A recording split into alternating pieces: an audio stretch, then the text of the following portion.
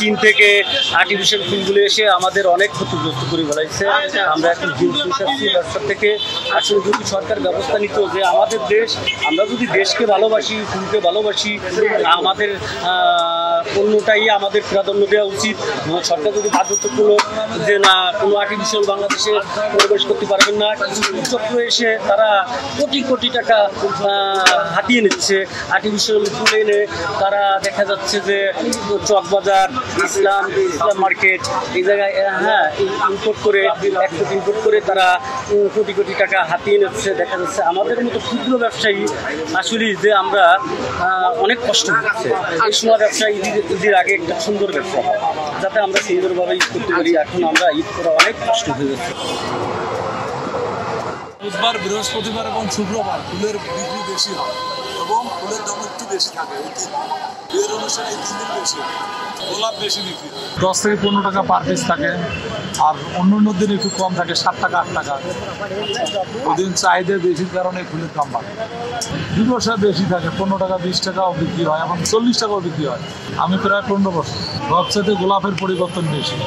আগে তো আমার দেশি গোলাপ ছিল, এখন বাইরের জাতের গোলাপ বাংলাদেশও হইতেছে, ভালো মানের হইতেছে, অনেক ভালো হয় এবং লিলিও এখন দেশেই হয়। আগে তো বাংলাদেশে হইতো না, এখন লিলিও বাংলাদেশে চাষ করতো।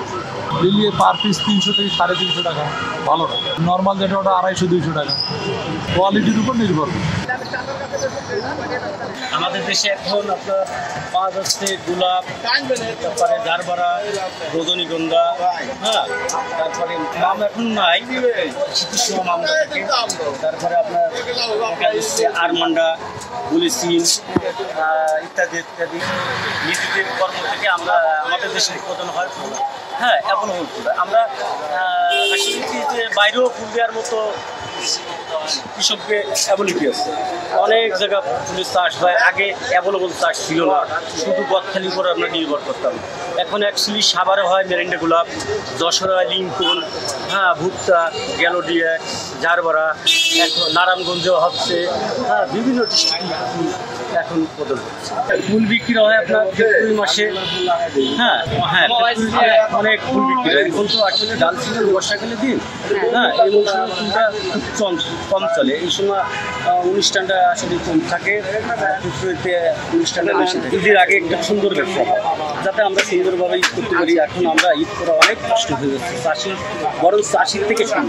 আর অ্যাকচুয়ালি এই ফুলের সাথে যারা জড়িত, লাখ লাখ মানুষ এই ফুলের থেকে জড়িত। এই ফুল থেকে মনে করেন অনেকই একটা কর্ম হচ্ছে। এই কর্মটা যদি মানুষের না থাকে, মানুষ অনেক বেকার হয়ে যাবে, দেশের জন্য একটা অশান্তি এসে যাবে।